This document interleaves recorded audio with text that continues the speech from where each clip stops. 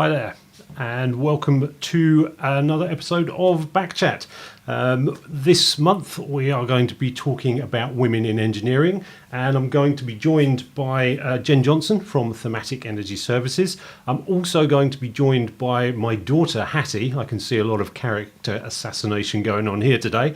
Unfortunately, Lauren didn't quite make it in time. We might be able to bring Lauren in. There's a chat going on off to the side and Lauren's in it, but there is another link, Lauren.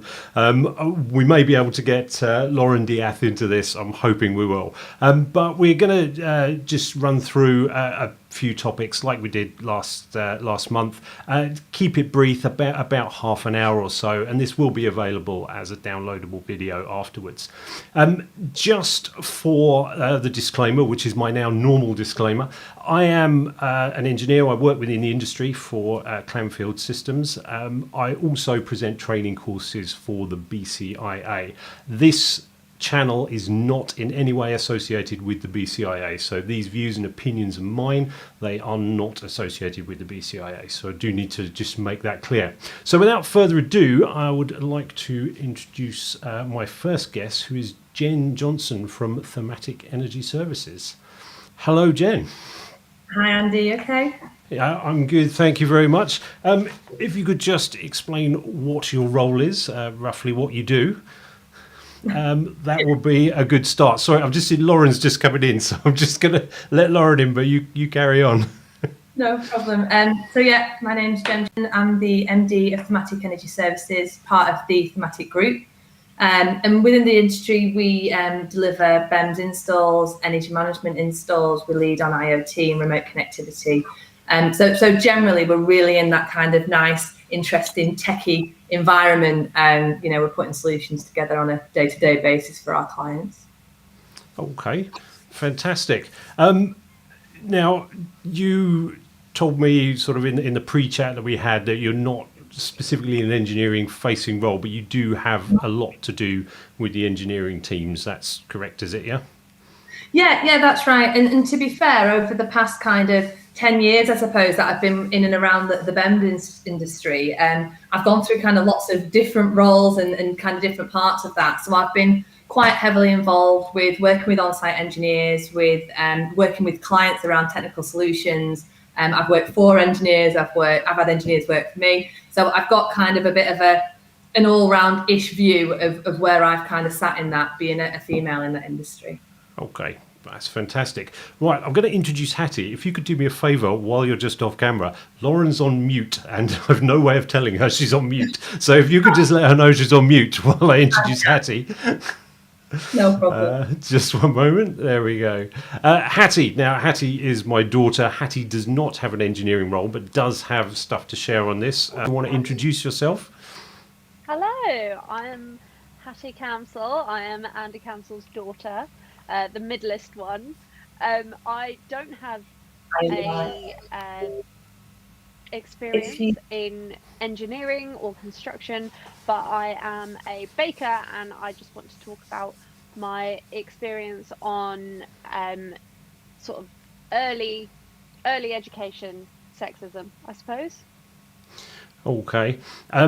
Now, here's a really good question for you to start with, Hattie, and specifically for you. What is it? How good of a dad you are? What is it? What is it I do for a living? You work in engineering. Okay. Anyone who's watching this who is a BEMS engineer now will be chortling to themselves, because every time someone says, "What is it you do?" there's everybody who you explain it to kind of draws a blank. So I'm just going to get all three of us up now and we'll start the chat. I don't think Lauren was able to get... Oh, no, Lauren is back again. Unfortunately, Lauren is very much muted, which is... let me see if I can... No, I can't unmute Lauren, unfortunately. So I'm afraid we're going to just have to carry on with the three of us. So there we are. Right, hello. Sorry about that. What I've done a little topic list for things that we should be talking about. And the first thing I really want to discuss is influences and role models. And I've had some pre-information from you guys about this, but Jen, do you just want to explain who your role models and influences were for what you're doing?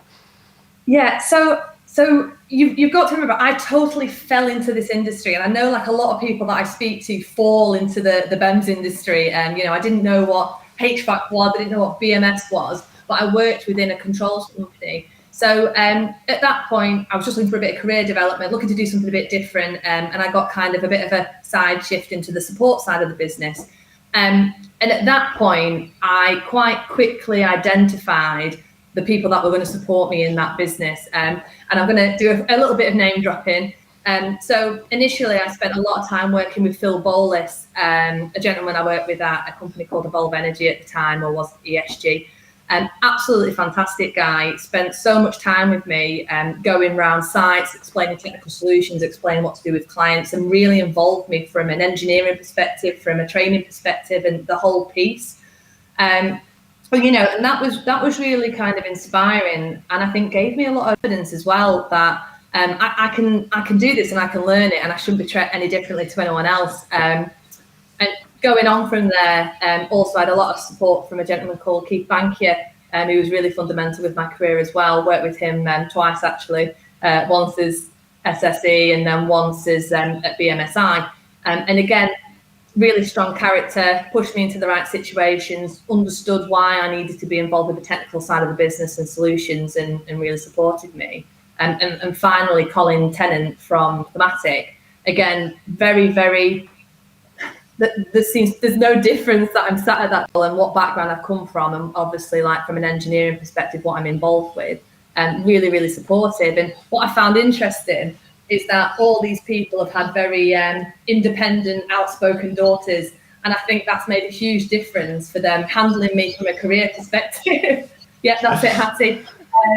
Because I think one of the barriers is that these people are dealing with their daughters and talking and all this day in, day out at home. So coming to work and doing that was no different. Whereas I think sometimes people perhaps don't know how to act and respond about you, if there's a bit of banter going on. Oh, is that okay if she's here, or is it not? And I think having that exposure with young females, and obviously wanting them to do well, really helped me with my progression. I do notice, I don't want to gender stereotype here, but the list of names you rolled off, there didn't seem to be any female role models in that.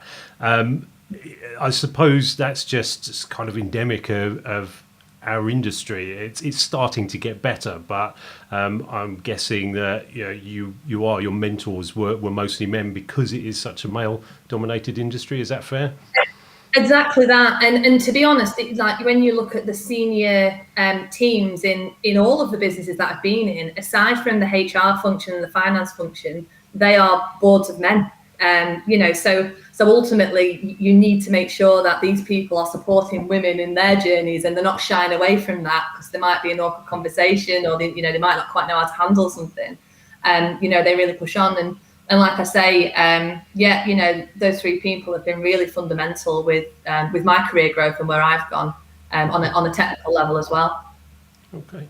Cool. Hattie, just moving across to you. Now, you don't work in an engineering role, as you've already told us, but you did sort of have designs on engineering. What thought processes were behind you thinking, actually, I might quite fancy a go at engineering? Do you have any role models? You, Dad. Good answer. Yeah. But, a lot of the sort of drive into more of an engineering sort of scientific based background was from your passion in it, obviously, because that's what I grew up around. But like I said, sort of in my introduction bit, I was discouraged from that by the education system, and I feel like that was almost deeply ingrained into me from a a young age, and as well as in my sort of teenage years when I was going through options for GCSEs, a lot of the scientific, engineering based and male orientated subjects were discouraged to females. So if I know many capable females who really excelled in science, but from my point of view, it was a much more self-motivated subject that females had to learn. Okay, that's quite an interesting take on it, and there's some things I'm learning here for the first time as well. I should point out to anyone who's watching. The next thing I just want to move on to is something which has really struck me. Now, as I said in my disclaimer, this is not associated with the BCIA, but it was on a course that I was running.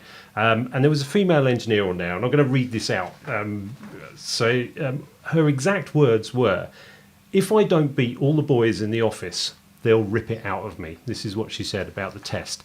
And I just want you to think about that for a second. If I don't do better than all the boys in the office, every one of her peers, all her male colleagues had come on this course, and all they had to do was not be last. If you were last, you were going to get it ripped out of you.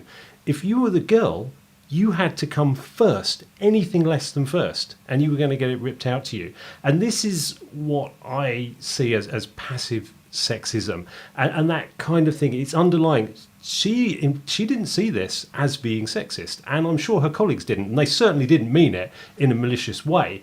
But it is something which you come across a lot. Have you had any experiences, similar parallel experiences of this kind of thing, being treated differently or having different expectations just because of your gender, Jen? Yes, yeah, but exactly kind of as you just said, I've been very lucky that I'd say the majority of it hasn't been of a malicious nature, just more of a kind of an observation. I remember taking one of our apprentices out to a support meeting with myself and a client. I hadn't met this client before, hadn't met me, it's the first time we were meeting. And we walked into the room, and this guy just said, "Right, so you're the sales girl, so I'll be speaking to him. He knows what he's talking about." And the hilarious thing was, we let it play out. The engineer didn't have a clue what we were talking about, and he asked him quite a technical question around how we were going to interface between this unit and that unit. And I just kind of turned straight to him and answered the question, and he was a bit like, "Oh, right." And that totally shifted the meeting. But it wasn't that. He wasn't doing it to kind of hurt my feelings. I think he just felt like, "Oh, right, you've come to kind of be the smiley face, and this guy's going to actually kind of tell me what's going on." And I know for a fact, I've been very lucky being on the support side of the business, because we have a lot of more end user, and we're not really kind of in the thick construction side that projects can be on. But I know when I have had exposure to the project side of the business, there was a little bit of a case of, "Oh, Jen, can you just run around and make everyone a brew?" And I'm thinking, I'm the furthest person from the kitchen.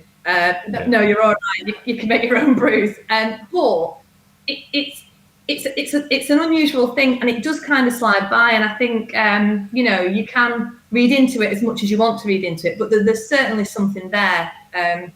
And yeah, I think the other side of it, and a little bit kind of what Hattie was saying before, about how we're kind of trained to be. And I spent a lot of time in my career trying not to be seen as the female in the room. It's hard when you've got long hair and you're sat there, and you obviously are. But when it comes to things that might identify you as female, like not, I'll try not to react to that as I normally would, because I don't want it to look like it's because I'm female that I'm doing that, or I'm actually a bit upset about this, but I don't really want that to come across because it might look like I'm female. And actually, like, it's the most ridiculous thing, because as females, we have some really interesting and different views on things. We might approach things slightly differently, and every business will benefit from that. It's not something to shy away from. Yeah, it's such a shame we couldn't get Lauren in this, because I'm sure as a person who's working actually out in the field with a whole bunch of guys, I'm guessing that she probably has a really interesting take on this. So it's such a shame she wasn't able to get sorted in time. This is really hard engineering.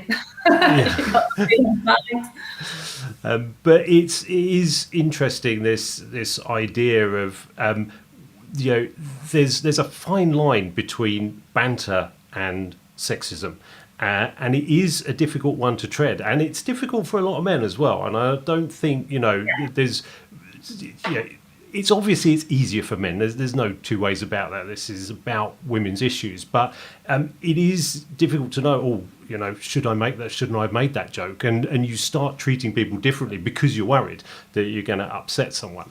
And that's where we all need to find that common ground, in my opinion, so that we can have relaxed relationships regardless. And as you say, women bring something to the table. I'm sure men do. That's unique. I can't think what it is off the top of my head, but I'm sure there is something. Short hair. That's what we bring. So Hattie, you at the moment obviously work in, I know everyone else doesn't know, but you work in a fully female environment, but you have had a job with a supermarket where there was a mix of men and women. Did you see that passive sexism in particularly that environment? Definitely. So the main, or the first job I did when I was working in the supermarket was shelf stacking.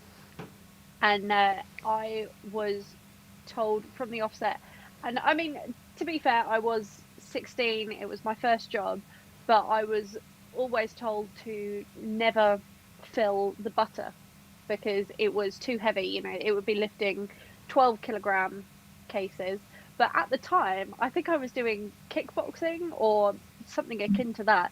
I was physically fit, and I was able to lift a box of 12 kilograms of butter, but I was always told to leave it to one of the two lads who did work there, because they were the tough and burly ones. And I saw Lucy, my big sister, she commented in the sort of comment bit of this, saying that you should in almost every industry, it's always get the men to do the heavy lifting. And I'm not saying that's always a bad thing, because I am a lazy person, but it's not because I'm a female, it's just because I'm lazy. Wear it on your sleeve. Exactly. I don't think my gender should have anything to do with that. Yeah. It's purely a personality thing. Yeah, that's an interesting question for both of you. Do you think there is not enough of people asking whether you feel you're capable of doing something that is typically, men are generally stronger than women, so that's where that assumption has come from. But do you think there's a problem where people don't ask, do you feel comfortable doing this? Is that something you would? I would say so. I'll let you go first, Jen. It's a funny thing, really, because a bit like I was saying before, I think like I say, that the people that have been significant in my career have had them opinionated daughters at home, and they've come to work dealing with me the same way we would deal with them. All right, we're doing this, we're doing that, and there was no kind of tenderness about it. They were never trying to really watch what they said, because there was nothing malicious going to be there regardless of that. And I think what we don't want to do is put so much cotton wool around it that people, like you say, they're kind of asking and making a point that, I feel like there just needs to be more kind of awareness. And I think something that would make a huge difference is having more women in positions of power within these businesses, because I know for a fact that will make a change into how all of the employees feel about what they are happy with, what they're not happy with. And I think a big part of that, a little bit like I was saying, you spend a lot of time trying to fit in and be one of the guys, and you don't want to kind of stand out as female. Whereas if you had someone perhaps that was leading that you could look up to, that was female, and she was cracking on regardless, and she was doing a great job, then you kind of think, I need to embrace the fact that I'm female and bring that to the party. So I think that person is you now, Jen. Yeah, well, that's exactly it. And I've gone through. I had a child while I was working. I've come back from maternity leave, and there's a lot of things there that I think some of my management team in the past hadn't dealt with in the first instance. And I'm not saying they handled it badly. They didn't. They were really good. But what was really good for me was all the takeaways that I thought, do you know what? When I have someone come to me in that situation, I'm going to proactively say, how are you doing for this? Do you need support with that? Because now I've been in that situation, I know what support we could offer. And I think that's, again, why we need to have women in these positions, because best endeavours, they're never, fellas are perhaps not ever going to be able to provide that support for a woman who's pushing their career forward. Yeah. Okay. Sorry, Hattie, what did you want to say there? No, I was just saying, so I'm currently working for a company that is entirely female. We have a female delivery driver. It's owned by a woman, and I absolutely love it. I think it's a lot to do with the fact that it is all women. So part of my job is that I have to lug around 25 kilo bags of flour, and only time I'm ever asked, do you feel comfortable doing this, or do you need me to do that for you, is if I've had a particularly hard day and my back is sore, or if there's a physical limitation of me completing a task. It's nothing, it's not a preconceived idea. So it's all about sort of, or from what I've found working in an entirely female environment, it's about what is actually there at the time, instead of like I said, the preconceived idea of what it is to be a female employee. And I assume that is quite similar from what you were saying, Jen, in your industry. Yeah, capability over perception. Yeah, definitely. Okay, well, you're better with words. The last thing I wanted to just talk about today, and this is the one I'm most nervous about with Hattie being on here, is why we build up these stereotypes. And is this something? Out of three daughters, only Hattie is the only one who's expressed any interest in engineering. Lucy, who's been popping some comments in the chat, she's a drama queen. She absolutely loves drama, acting, or drama queen in many senses of the word. Hi, Lucy. And Elizabeth, your younger sister, she prefers the arts as well. So you don't really see, but you see this a lot where there's younger girls don't seem to be as interested in engineering as boys. Now, is that something which has been brought about through the way, and this is why I'm nervous, through the way that you've been treated from a very young age? I mean, particularly, let's start with you this time, Hattie. Do you feel that in us bringing you girls up, we've given you dolls to play with, and therefore you've not really had an interest in engineering? I think in my experience, home was actually where my interests were never held back. So because mum is, I would say, a more creative type. She's very nurturing, and you are quite scientific. You have a very analytical brain. There was a very, very good mix in our household of interest, and that meant that any of my interests could be nurtured. I definitely found that it was within the education system that I was failed, I suppose, which is a harsh word to use, but it is one that I feel is particularly sort of important when it comes to this conversation, because I didn't feel that those wants and those interests were actively being allowed to sort of come to fruition, I suppose, in the education system.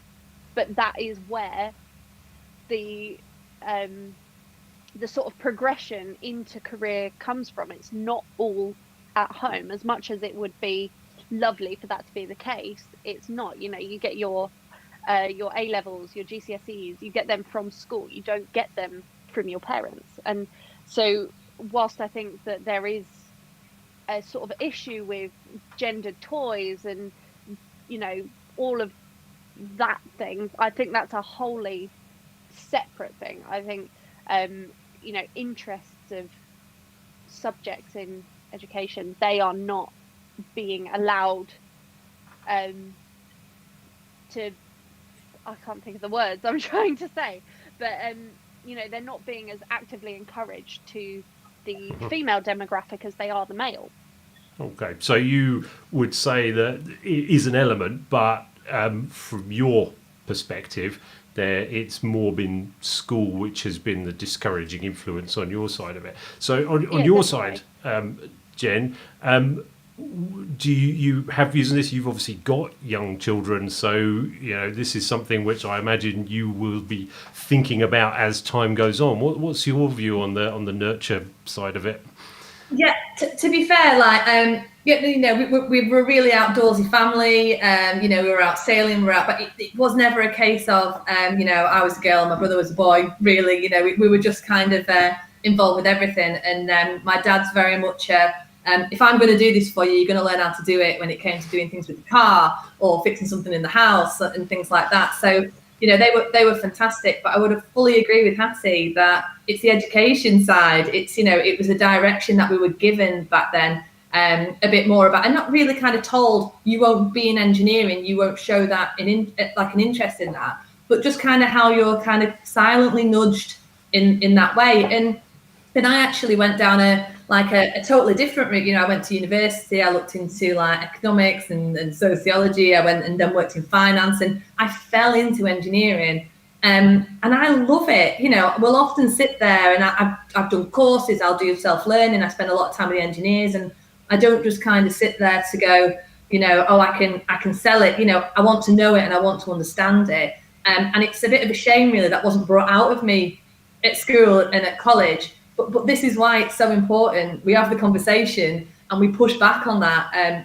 We have an academy at Thermatic, and we do a lot about bringing women into engineering, and we work with a few local foundations about girls that don't get that chance. They can come and do that within our offices and get exposure to it.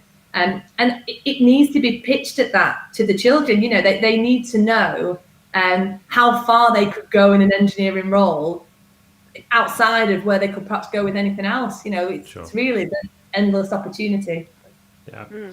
Well, it's firstly, it's good to know it wasn't just me, but yeah, it's good to sort of see the different takes on it. One thing I did find interesting though, Jen, is that here we are talking about stereotypes, and you said when my dad was doing this thing, he encouraged us to do it, and you have gender stereotyped your parents in that very respect, which is just interesting. I just find it as quite a and it was, my mum was a stay-at-home mum, and she went to work once we went to school, all of that. My dad was the hands-on, does kind of the nitty-gritty, but we weren't given that was very much the down to us.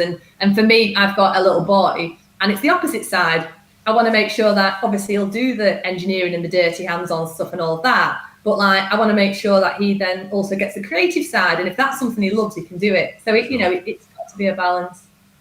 Excellent. Like I say, just want to try and keep this broadcast to about half an hour, which we've done already, and it's been really good talking to you. Want to try and end on what is hopefully I see as a positive note. Do you think things are getting better as we go along? We've still got a lot of ground to make up, but do you think they're getting better, Jen? Yeah, no, I do. I think they've got a long way to go, but I think they are. More and more companies, you can see the work they're doing to get women into the business. We've got exactly things like this. You've brought this topic to the table. You're talking about it in what can be classed as a very male-dominated industry. And that is certainly the best way to go. And hopefully as well, from kind of my friends like teachers, they're also doing more at that level where it really is fundamental to what career paths children take. And they're doing more to make sure that it's an equal footing for them to really choose what they're passionate about, not what society thinks they perhaps should be doing. So would you agree with that sentiment, Hattie? Yeah, definitely. I think sort of like Jen said, the fact that you're doing this, Dad, is a really good step in the right direction. Obviously, there's been steps in all sorts of industries, but engineering is one that is always sort of brought to light, that is being left behind. And now, I mean, maybe it's just more apparent because I've been involved this time, but oh, sorry, that was my fault. But now it does just it. In my eyes, it seems that it is taking the right steps.